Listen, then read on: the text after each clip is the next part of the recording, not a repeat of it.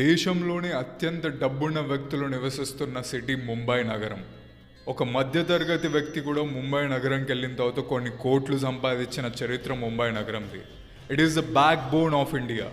డబ్బున్న వాళ్ళందరూ high returns వచ్చే ఇన్వెస్ట్మెంట్స్లో ఇన్వెస్ట్ చేస్తారని మనందరికీ తెలిసిందే.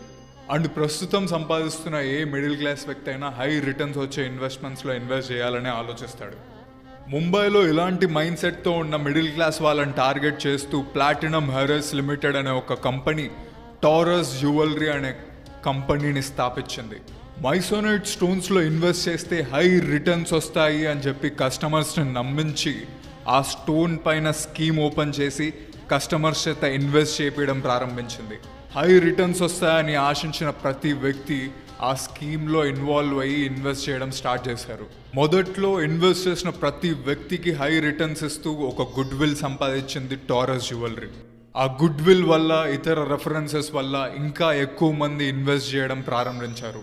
కానీ సడన్గా డిసెంబర్ 30వ తారీఖు 2024 ఆ కంపెనీ ఆపరేషన్స్ అన్నీ ఆపేసింది.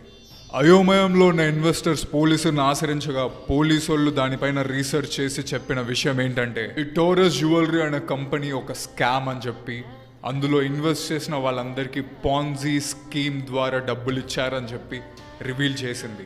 అసలు ఈ పాన్జీ స్కీమ్ అంటే ఏంటో మీకు వివరిస్తాను. ఇన్వెస్టర్స్ అందరికీ కొత్తగా వచ్చే ఇన్వెస్టర్స్ పెట్టిన ఇన్వెస్ట్మెంట్ మనీతో రిటర్న్స్ ఇస్తూ, అలాగే ఎలాగైతే ఇన్వెస్టర్స్ పెరుగుకుంటూ పోతారో అంతవరకు మాత్రమే రిటర్న్స్ ఇవ్వగలుగుతూ పోతుంటుంది.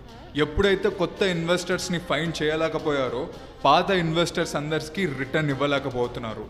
ఇదే పాన్జీ స్కీమ్. వాళ్ళు చెప్పిన మైసోనైట్ స్టోన్స్ వల్ల డబ్బులు రావట్లేదు, ఇన్వెస్టర్స్ వల్ల ఈ పాత ఇన్వెస్టర్స్కి డబ్బులు ఇస్తూ మళ్ళీ ఈ కొత్త ఇన్వెస్టర్స్కి ఇంకొంతమంది కొత్త ఇన్వెస్టర్స్ ఇచ్చే డబ్బుల ద్వారా రిటర్న్స్ ఇచ్చుకుంటూ వెళ్తున్నారు. ఇది జస్ట్ ఒక పిరమిడ్ స్కామ్ లాంటిది. ఎలాగైతే ఆమ్వే, ఈబిస్ లాంటి కంపెనీలు యూత్ని టార్గెట్ చేస్తూ చేశాయో అలాంటి స్కామ్ లాంటిది. ఈ టారస్ జ్యువెలరీ కంపెనీ చేతుల్లో మోసపోయిన వ్యక్తులు అక్షరాల 125,000 మంది. మోసపోయిన డబ్బు 1000 కోట్లు. ముంబై పోలీసులు మరియు economic wing of India taurus jewellery ఒక ప్రాపర్టీస్ని సీజ్ చేస్తూ అందులో పనిచేసిన ఎగ్జిక్యూటివ్స్ అండ్ సీఈఓని అరెస్ట్ చేయడం జరిగింది.